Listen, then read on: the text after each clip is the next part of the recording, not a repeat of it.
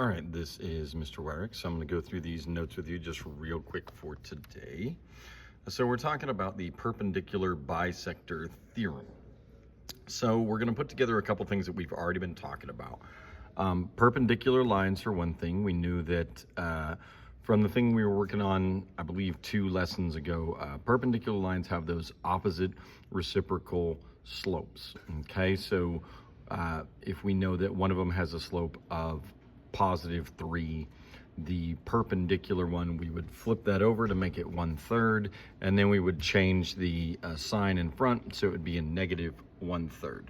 Also, the stuff we were working on yesterday for the notes, we can construct perpendicular lines, okay?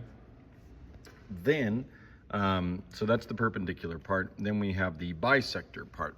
So the bisector of a line cuts the line segment into 2 equal parts. It's going to go through the midpoint. So we have a midpoint here of these. This is the midpoint formula. So a bisector is just going to be a line that goes through that point. It doesn't have to go straight through that point.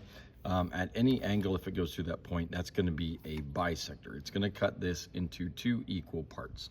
We've talked about angle bisectors before, but this is going to be the bisector of a line. So then we have the perpendicular bisector. I love the fact that this is in another language, but it was the best picture that I could find of a perpendicular bisector.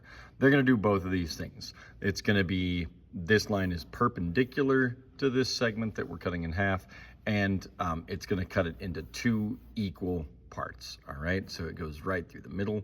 It's 90 degrees. And it turns out this does some interesting things that we're going to deal with later.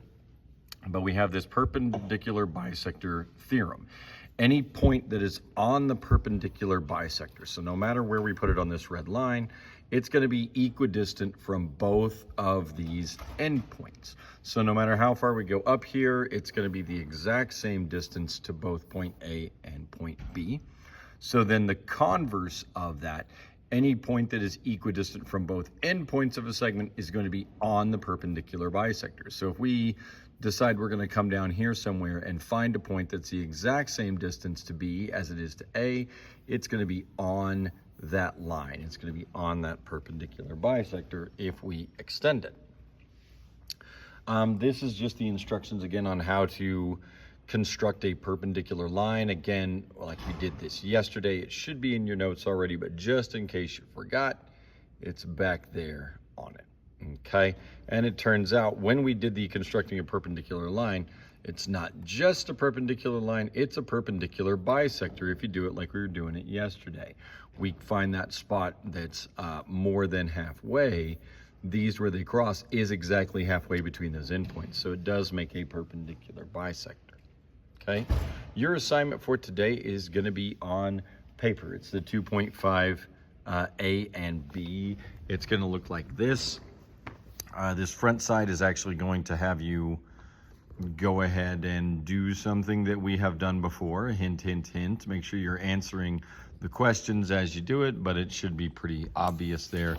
And then on the flip side, we have, I believe, the exact same situation.